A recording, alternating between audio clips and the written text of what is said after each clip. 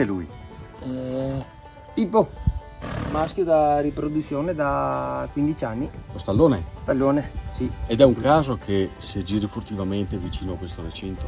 Si gira qua vicino perché ci sono le sue amiche femmine che le deve tenere tutte sott'occhio. Sente le prede, insomma. Sì. È che da fare il suo mestiere. È che da fare il suo lavoro. Perché Sì, qua la esatto. riproduzione viene in maniera naturale. Maniera naturale, 11 mesi di gestazione. Quando nascono sono cavallini mignon, perché pesano dai 5 kg ai 5 kg e 4, 5 kg e mezzo. Poco più di un peluche. Poco più di un peluche, esattamente, sì.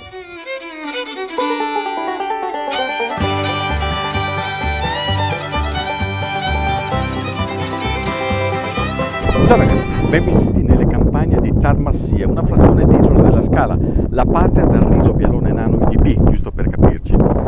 Ma quella che vi racconto oggi non è una storia legata a questo cereale, bensì è la storia dell'evoluzione di una passione, quella di Giordano Meggiorini, che è nato e vissuto da sempre in campagna, continua a farlo, ma pur lavorandoci in campagna, nel corso degli anni ha voluto specializzarsi nell'allevamento di animali di piccola taglia, in particolare i cavallini. Mio papà ha sempre avuto tanti animali, poi io ho deciso, visto lo spazio, di fare uno o due recinti e mettere dentro dei mini pony. Animali sono sempre stati la mia passione, ancora da piccolo, e visto che mio papà aveva sempre vacche da latte, ha sempre coltivato la razza, i bovini, insomma, ecco.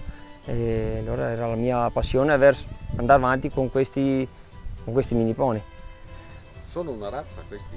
Questi sono una razza falabella, che sono una razza che è un cavallino in miniatura praticamente, che la loro misura va dai 70 ai 75 cm o 65 cm, ecco, dipende poi anche dal cavallino.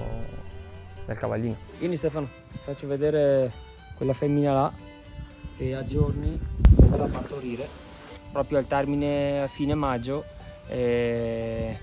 Ho le telecamere, quindi è già 5-6 giorni che la tengo sott'occhio, perché le telecamere vanno bene da una parte, ma non ti lasciano dormire di notte, però vale la pena prendersi del tempo, perché sono soddisfazioni enormi che quando si sa la mamma, si sa il papà, i colori, le misure, sono sicuro che nasce un cavallino che veramente, non perché sono miei, ma pochi ne nascono così piccoli mignon, ecco. Quando si arriva nella sua tenuta di Tarmassia si è sempre curiosamente e piacevolmente osservati, ed è una sensazione che si può vivere alle numerose fiere alle quali Giordano partecipa per promuovere la sua attività, perché è in quelle fiere, la fiera del riso dell'Isola della Scala, la fiera di Bovolone, fiera cavalli, è lì che avviene l'incontro del pubblico con questi splendidi animali, gli asinelli ma anche i falabella, e si tratta di un rapporto che nasce anche in quel momento, anche perché ricordiamoci che questi sono animali facilissimi da gestire. Bacetto? Anche io ti voglio bene. Caro. Qual è il loro pregio o i loro pregi? Il suo pregio è un cavallino in miniatura, piccolo, che va bene. Io gran parte li do ad agriturismi, fattorie didattiche, a privati dove tanti hanno i bambini, che proprio essendo bravi di carattere e tutto, vanno bene anche da tenere in giardino, ecco, di casa. Sono animali d'affezione dunque? Animali sì, d'affezione. Se metti uno solo quasi soffre, quindi sempre in compagnia, o puoi metterne anche uno, ma praticamente loro fanno parte della famiglia, perché è un carattere eccezionale, eccezionale, ecco. Ma si possono montare? Sì, adesso questo Tommy è un cavallino molto bravo di 6 anni e mezzo, fa 1 metro al garrese.